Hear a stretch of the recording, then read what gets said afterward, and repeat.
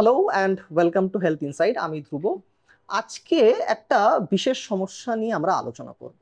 আমরা আমাদের যারা মহিলা সাবস্ক্রাইবার আছে, আজকের অনুষ্ঠানটা তাদের জন্যই মূলত। তো যে সমস্ত মহিলারা দীর্ঘদিন তলপেটের ব্যথায় ভুগছেন এবং তারা বহু গাইনোকোলজিস্ট দেখিয়েছেন, ইউরোলজিস্ট দেখিয়েছেন, এমনকি গ্যাস্ট্রোএন্টারোলজিস্ট দেখিয়েছেন, তারপরও তাদের ব্যথা কমছে না। আচ্ছা, এই ব্যথার কারণ, এই তিনটে যে বিভাগের কথা বললাম, এর বাইরে কোনো একটা জায়গায় হচ্ছে না তো? মানে অন্য কোনো কারণ নেই তো এই তিনটের সমস্যা ছাড়া? মানে গাইনোকোলজিক্যাল, গ্যাস্ট্রোএন্টারোলজি এবং ইউরোলজিক্যাল যে সমস্যা, এই তিনটে সমস্যার বাইরে অন্য কোনো সমস্যা নেই তো? আসুন সেটাই আমরা খোঁজার চেষ্টা করি। আর এই আলোচনায় আমাদের সঙ্গে আছেন বিশিষ্ট pain physician doctor Rituparna Das. নমস্কার। নমস্কার ম্যাম, হেলথ ইনসাইটে স্বাগত।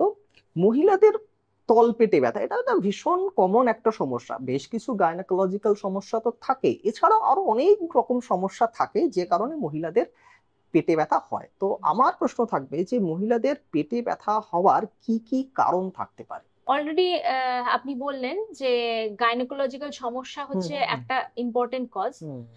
আমাদের দেখতে হবে যে এই তলপেটের ব্যথাটা কত দিনের। আচ্ছা যদি সেটা 6 মাসের বেশি হয় তাহলে আচ্ছা আমরা সেটাকে বলবো ক্রনিক পেলভিক পেন। আচ্ছা এটা গাইনোকোলজিক্যাল সমস্যা বলতে এন্ডোমেট্রিওসিস, যেটা হয় হচ্ছে মাসিকের সময় যখন ব্লিডিং হচ্ছে তখন তলপেটের ব্যথাটা বেড়ে যাচ্ছে, এইটা একটা কজ।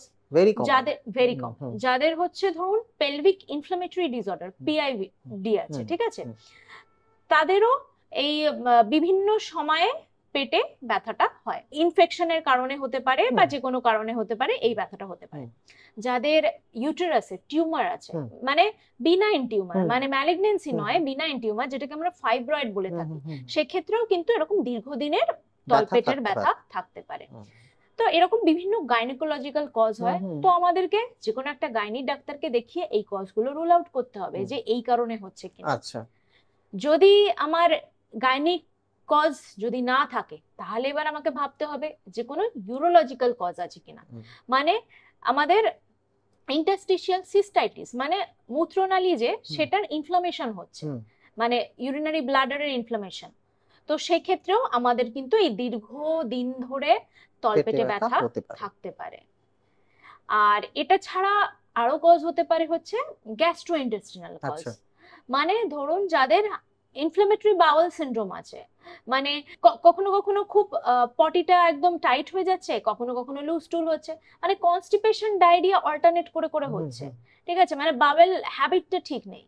তো তাদেরও কিন্তু এই ধরনের ক্রনিক পেলভিক পেন থাকতে পারে। আচ্ছা।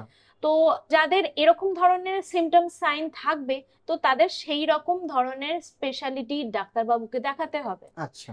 এবং এই ধরনের যদি সিমটম না থাকে, মানে এই সমস্যা নেই কিন্তু আপনার, মানে আপনি যে যে গাইনোকোলজিক্যাল এবং ইউরোলজিক্যাল সমস্যা এবং গ্যাস্ট্রো রিলেটেড সমস্যা যেগুলো বললেন, সেগুলো যদি কোনোটাই না থাকে, হ্যাঁ, এই ধরনের কোনো সমস্যা নেই, কিন্তু আপনার মনে হচ্ছে যেন আপনার পেটের উপরে যে এই যে মানে মাসেল, এই মাসেলের কাছ থেকে ব্যথাটা আসছে, এটা কিন্তু হতে পারে আপনার কোনো নার্ভ এন্ট্র্যাপ হয়ে গেছে। আচ্ছা।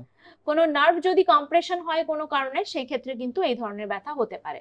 তাতে নিউরোপ্যাথিক কিছু কম্পোনেন্ট থাকবে, মানে ঝিনঝিন করা, অবসভাব, এই ধরনের বিভিন্ন সাইন সিমটম থাকতে পারে, আবার নাও থাকতে পারে। কিন্তু মোস্টলি আপনি বুঝতে পারবেন যে এটা হচ্ছে আপনার পেটের ওই মাসেল, মানে বাইরের অংশ থেকে আছে, ভিতর থেকে না। ঠিক আছে, অনেক সময় হার্নিয়া থাকলে তখনও এরকম নার্ভ এন্ট্রাপমেন্ট হতে পারে। আচ্ছা, ঠিক আছে। এবার ধরুন যাদের, মানে মহিলাদের ক্ষেত্রে পেলভিক ফ্লোর স্প্যাজম হচ্ছে, আচ্ছা, তাদের ক্ষেত্রেও মানে পেলভিক, আমাদের যে এই পেলভিক এরিয়ার যে মাসেলগুলো সেইগুলো একদম স্প্যাজমে চলে গেছে, সেক্ষেত্রেও কিন্তু একটা স্টিফনেস হওয়া। হ্যাঁ, তো সেই থেকেও কিন্তু আমাদের এই ক্রনিক পেলভিক পেনটা ডেভেলপ করতে পারে। আরো কিছু মহিলাদের সমস্যা হচ্ছে ইন্টারকোর্সের সময় ব্যথা করা। আচ্ছা, তো সেটাও কিন্তু পুডেন্টাল নার্ভ নিউরালজিয়া, মানে পুডেন্টাল নার্ভে চাপ পড়ছে, সেই ক্ষেত্রে মানে সেই কারণ থেকেও হতে পারে। আচ্ছা, ঠিক আছে। এছাড়া ধরুন যাদের সিজারিয়ান সেকশন হুম, হয়েছে হুম, বা হার্নিয়া হুম, অপারেশন হুম, হয়েছে, যে কোনো অপারেশন হুম, হুম, হয়েছে, হুম, এবং সেই যে অপারেশনের যে কাটার যে দাগটা, যে হুম, ইনসিশন হুম, লাইন, সেই লাইন বরাবর ব্যথাটা রয়েই গেছে। আচ্ছা, মানে ঘা শুকিয়ে গেছে আপনার, মানে রিকভারি একদম ফুল হয়ে গেছে, কিন্তু তাও সেই স্কারের যে ব্যথাটা সেটা যাচ্ছে না, থেকেই যাচ্ছে। থেকেই যাচ্ছে। হুম, তো সেটা হতে পারে যে যখন স্কারটা সেলাই হয়েছে, জুড়েছে, তখন কোনো নার্ভ ওই স্কারে আটকে গিয়ে ওটা কম্প্রেশন হচ্ছে। আচ্ছা, ঠিক আছে, তো এই বিভিন্ন কারণে আমাদের তলপেটে ব্যথা হতে পারে। মানে আমাদেরকে বুঝতে হবে যে কি কারণে হচ্ছে। হুম, গাইনোকোলজিক্যাল কজ হলে গাইনিক ডাক্তারবাবুকে দেখাতে হবে, হুম, যদি ইউরোলজিক্যাল কজ হয় ইউরোলজিস্টকে দেখাতে হবে, যদি গ্যাস্ট্রো কজ হয় তাহলে গ্যাস্ট্রোএন্টারোলজিস্টকে হুম, দেখাতে হবে। আর বাকি রিমেনিং যে কারণগুলো বললাম হুম, সেই ধরনের যদি কিছু থাকে, তাহলে আপনাকে একজন পেইন ফিজিশিয়ানকে এসে দেখাতে মানে হবে। এটা তো একটা পরিষ্কার ইন্ডিকেশন যে যেখানে সার্জারি হয়েছে সেখানে তার আশেপাশে বা কাটার জায়গায় যদি ব্যথা হয় হুম। তাহলে এটার জন্য একজন পেইন ফিজিশিয়ানকেই দেখাতে হবে। হ্যাঁ, একদম। এবং আপনি যে ব্যথাগুলোর কথা বললেন প্রত্যেকটার সঙ্গেই নার্ভ যুক্ত আছে। হুম। যার ইন্টারকোর্সের সময় পেইন করছে সেখানেও একটা নার্ভের হুম। কথা বলছেন আপনি। বা একমাত্র স্প্যাজমটা যদি হয় সেক্ষেত্রেও কি নার্ভের কোথাও সমস্যা থেকে এটা তৈরি দেখুন, হয়? স্প্যাজম, মাসল স্প্যাজম হলে সেখানে যে নার্ভ থাকবে সেটার কম্প্রেশন হতে পারে, সেটা থেকে ব্যথা আসতেই পারে। আচ্ছা। ঠিক মানে আছে। মোটামুটি বোঝা গেল যে বাকি হচ্ছে একটু জটিল বিষয়। মানে হ্যাঁ। একেবারে ইজি নয় এবং সাধারণভাবে আমরা যারা মধ্যবিত্ত ঘরের বাঙালিরা এটা আমরা বুঝবোও না যে মহিলাদের পেটে ব্যথা হয়েছে মানেই আমাকে গাইনোকোলজিস্টের কাছেই হুম। আমি পৌঁছবো। হ্যাঁ। হ্যাঁ? ইভেন আমার যদি সার্জারি হয়েও গিয়ে থাকে তারপরেও কিন্তু আমি সেই গাইনোকোলজিস্টের কাছেই পৌঁছবো। মানে হুম। আমায় বুঝতে হবে যে কোন ব্যথার জন্য আমি কার কাছে পৌঁছবো। যেমনটা আপনি বললেন যে কোথায় কখন গাইনোকোলজিস্টের কাছে যেতে হবে, কখন গ্যাস্ট্রোএন্টারোলজিস্টের কাছে যেতে হবে, কখন ইউরোলজিস্টের কাছে যেতে হবে। তাহলে আপনি যত নার্ভ রিলেটেড যে সমস্যাগুলোর কথা হুম। আপনি বলছেন, তাহলে এগুলোর চিকিৎসা হয় কিভাবে? বিভিন্ন যে মানে প্যাথোলজি, হুম, সেই অনুযায়ী চিকিৎসাটা হয়।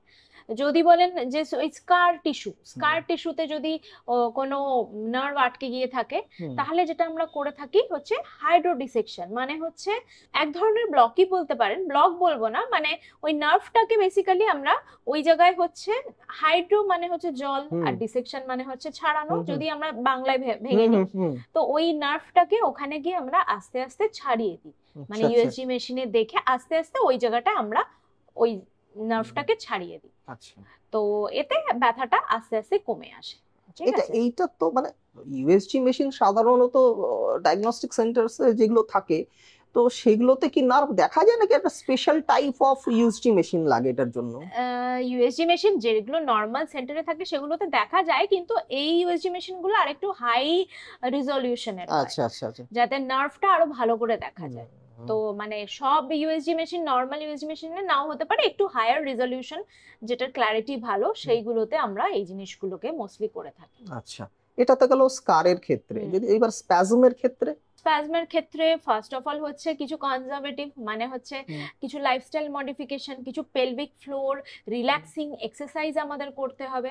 আচ্ছা। ঠিক আছে। হুম, এবং এটাই হচ্ছে ট্রিটমেন্টটা একটু ডিফিকাল্ট, মানে ওষুধপত্রের মাধ্যমে কিছু আমরা আহ, মানে মাসেল রিল্যাক্সেশনের ওষুধপত্র দেব, তার সাথে এক্সারসাইজ দেব, এবং সবকিছু কনজারভেটিভ ম্যানেজমেন্ট গুলো যদি করেও হুম, না কমে, তাহলে গিয়ে আমাদের একটা জায়গায় গিয়ে নার্ভ ব্লক করতে হয়। মানে আচ্ছা। সেটা হচ্ছে, মানে আমাদের স্পাইনাল কর্ডের সাইডে একটা নার্ভ চেন নামে, সিম্প্যাথেটিক হুম, চেন নামে, সেই ভিতরে ওখানে গিয়ে আমাদেরকে নার্ভটাকে ব্লক করতে হয়। আচ্ছা। মানে এটা একটু ডিফিকাল্ট প্রসিডিওর। ঠিক আছে, মানে এটার কিছু সাইড এফেক্টও থাকে, কিন্তু সেটা হচ্ছে একদম এক্সট্রিম কেসে গিয়ে আমাদেরকে, মানে যেটা কোনো কিছু করে কোনো রকম ভাবে এই ব্যথাটা কমানো যাচ্ছে না, হুম, সেক্ষেত্রে আমরা ওই ব্লকগুলো আমরা করে থাকি। আচ্ছা এটা ওটা ওয়ান টাইম করলেই হয়ে যায় নাকি? এটা রেডিও ফ্রিকোয়েন্সি আচ্ছা। অ্যাবলেশন করা হয়, হুম, যেখানে হচ্ছে ওই নার্ভটাকে হিট দিয়ে পার্শিয়াল ড্যামেজ করা হয়। আচ্ছা। তো এই যাতে ব্যথাটা যাতে ব্রেন অবধি না পৌঁছতে পারে। একদমই হ্যাঁ। ব্যথাটা যে পেন ক্যারিং হুম, ফাইবার্স গুলো আসে, এসে যে ব্যথা সিগন্যালটা দেয়, ওটাকে আমরা স্টপ করি, মানে ওই হিট দিয়ে ওই ব্যথা সিগন্যালটাকে কেটে দেওয়া হয় আচ্ছা। বেসিক্যালি। তো এটা হচ্ছে, মানে পুরোপুরি তো পুড়িয়ে দিচ্ছি না না, না। নার্ভটা যে সেটা একেবারে ইয়ে হয়ে হুম, গেল, হুম, তো শুধু এটা ব্যথার সেন্সেশনটা সেটাকে যাতে না আমরা আসে। না আসে সেই হুম, হুম, হিসাবে ওটাকে হুম, ওখানে হুম, ব্লক করে হুম, থাকি। এবং এটা কিছুদিন বাদে আবার সেই নার্ভটা রিজেনারেট করতে পারে এবং সেই পাথওয়েটা আবার এস্টাবলিশ হতে পারে। আচ্ছা, মানে এটার অ্যাকশন ধরুন 2 থেকে 5 বছর থাকলো, 5 বছর বাদে হতেও পারে আবার নাও নাও হতে হতে পারে। পারে। যদি নার্ভ ফাইবার গুলো রিজেনারেট করে এবং সেই ব্যথার সিগন্যাল গুলো রিজেনারেট করে খুলে যায়, তাহলে আবার ব্যথাটা হবে। আবার কারো কারো ক্ষেত্রে দেখা গেল সেই রিজেনারেশনটা পুরোটা হলো না এবং নার্ভের ব্যথার সিগন্যালটা আর পুরো কমপ্লিট হলো না। আচ্ছা, আর যেটা বলছিলেন যে সেক্সুয়াল ইন্টারকোর্সের সময় যে ব্যথাটা করে হুম। মহিলাদের ক্ষেত্রে, সেক্ষেত্রে তাহলে তার কি চিকিৎসা আছে? সেক্ষেত্রে ওই সেম ভাবেই আমরা নার্ভ ব্লক করি, পুডেন্টাল নার্ভ ব্লক করে থাকি। এতে হচ্ছে ওই নার্ভটা ব্লক করলে ওই জায়গার ব্যথা সেন্সেশনটা আপনার কমে যায়। যেমন বিষয়গুলো একটু জটিল, তার চিকিৎসাটাও বেশ জটিল। হ্যাঁ। মানে আপনি ভাবছেন হয়তো গাইনোকোলজিক্যাল সমস্যা আছে, আপনি দীর্ঘদিন ধরে দেখিয়ে যাচ্ছেন, কিন্তু তাতেও কাজ হচ্ছে না। তো আমার মনে হয় আপনাকে নিজেও একবার বুঝতে হবে যে আমার এই ব্যথাটা কোনো নার্ভ থেকে আসছে না তো।